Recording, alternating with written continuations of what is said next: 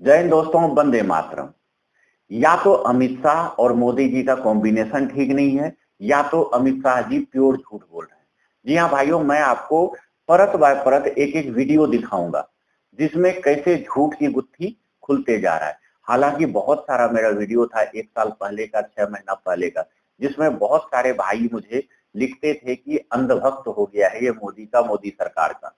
और वही आदमी अब मुझे कमेंट में लिख रहे हैं कि क्या हो गया, अब अंधभक्ति क्यों छोड़ दिया। भाइयों, अंधभक्ति का बात नहीं है, आदमी को सच्चाई धीरे धीरे पता चलता है।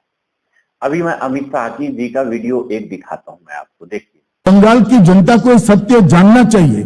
बंगाल की जनता को यह भी जानना चाहिए कि 77 समुदायों को ओबीसी में ममता बनर्जी की सरकार ने जोड़ा, उसमें से 75 समुदाय मुस्लिम। क्या और कोई ओबीसी है ही नहीं? किस प्रकार से आप शासन चलाना चाहती हैं? देखिए, इस वीडियो में अमित शाह जी बोल रहे हैं कि बंगाल के अंदर ओबीसी में 77 ऐसी जातियां हैं मुस्लिम की जिसे आरक्षण दिया गया है और ओबीसी कैटेगरी में घुसाया गया है। ये मैं ये होने नहीं दूंगा।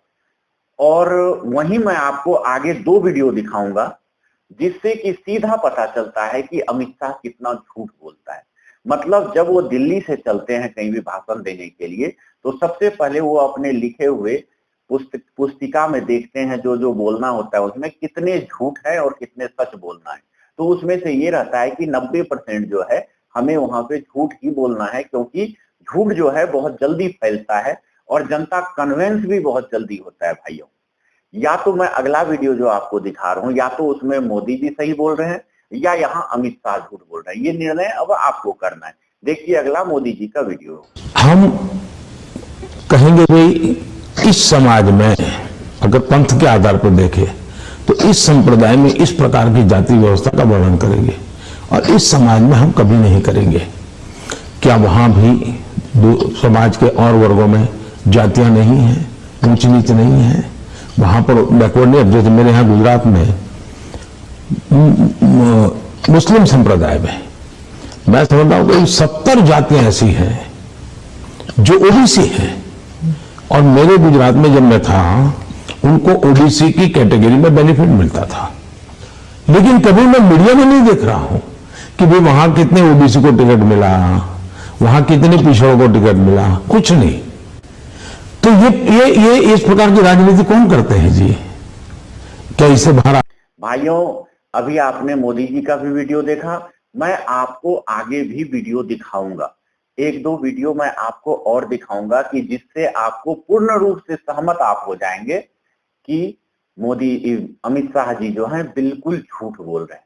जी हाँ भाइयों, मैं आपको बताता हूं, जो अमित शाह अभी बंगाल में बोल रहे हैं कि 77 में से 75 जातियां जो है ओबीसी में मुसलमानों को घुसाया गया है, ये नहीं होने दूंगा। वही अमित शाह जी की जब सरकार, मुख्यमंत्री थे नरेंद्र मोदी गुजरात में, तो वहां पे 70 जाति ओबीसी में घुसाया गया था मुस्लिम समाज का। जी हाँ भाइयों, 70 जाति, 1 2 3 नहीं। वहीं दूसरी तरफ मैं दिखाता हूं आपको अगला वीडियो, महाराष्ट्र में जो इनकी सरकार है देवेंद्र फडणवीस जी की, उनका वीडियो देखिए आप। मुस्लिम समाजातल्या 52 जातींना ओबीसीतलं आरक्षण युतीचं सरकार होतं तेव्हा आम्ही दिलं। आणि म्हणून अध्यक्ष महोदय, माझा सवाल आहे, जर तुम्ही अशा अध्यक्ष महोदय मला सांगा, मुस्लिम समाजाच्या उच्च आणि तंत्र शिक्षण मध्ये तुम्ही स्कॉलरशिप का नाही दिली अध्यक्ष महोदय? आधी दिली अध्यक्ष महोदय, 50% त्यांचे पैसे आमच्या सरकारने। जी हाँ भाइयों, अभी आपने ये भी वीडियो देखा। अब तीनों वीडियो को आप एक तरह से समानांतरित करें। उसमें देखिए कि अमित शाह जो बोल रहे हैं कि मैं ये होने नहीं दूंगा, आरक्षण मुस्लिम समाज को ओबीसी कैटेगरी में नहीं जाने दूंगा। वहीं दूसरे तरफ मोदी जी ने ये बोला कि सीधा सीधा प्रहार किया कि कोई भी समाज, चाहे वो मुस्लिम हो, हिंदू हो, चाहे कोई भी, उसमें भी गरीब अमीर है, पिछड़ा तबका है, ओबीसी तबका है, सब तबका है। और उनके 70 जातियों को मुस्लिम का गुजरात सरकार में उन्होंने आरक्षण दिया। उसके बाद तीसरे वीडियो में भाइयों आप देखिए कि देवेंद्र फडणवीस ये बोलते हैं कि हमारी सरकार में 52 जातियों को, मुस्लिम जातियों को ओबीसी के तहत हमने आरक्षण दिया। या तो इनके फडणवीस जी झूठ बोल रहे हैं या मोदी जी झूठ बोल रहे हैं।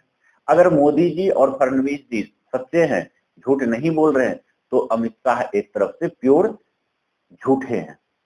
यहीं पे नहीं भाइयों, इसके गहराई में और अगर आप जाइएगा, बीजेपी शासित जितना भी स्टेट है उस सभी स्टेट के अंदर भाइयों ओबीसी में बीजेपी आने के बाद मुस्लिम को आरक्षण मिला है। कुछ स्टेट तो ऐसा है जहां की मुस्लिमों को आरक्षण बिल्कुल नहीं था, ना ओबीसी में ना एससी एसटी कैटेगरी में, लेकिन वहां पे बीजेपी की सरकार बनते ही वहां ओबीसी में भी आरक्षण मिला और एससी एसटी कैटेगरी में भी उन्हें आरक्षण मिला। ये चीज पहले ही क्लियर हो जाता है दिल्ली में कि मोदी जी का भाषण जो होता है, हम ये बताएंगे कि हमने इतना आरक्षण दिया, ये किया, और तुम जाके जनता को बरगलाना कि हमने इतने घुसपैठिए को निकलवा दिए, हमने ये कर दिया, वो कर दिया, एसआईआर ला दिया और ओबीसी में हम मुस्लिम समुदाय को आरक्षण नहीं लेने देंगे। लेकिन अगर इनकी गहराई में आप जाओगे भाइयों, बिल्कुल साफ उल्टा होता है। जो कांग्रेस ने कभी नहीं किया, दूसरे विपक्षी पार्टी ने नहीं किया, और हिंदुत्व का चेहरा सामने ला के खुद की सरकार बना के इन्होंने पूरा सत्यानाश कर दिया हिंदुत्व को।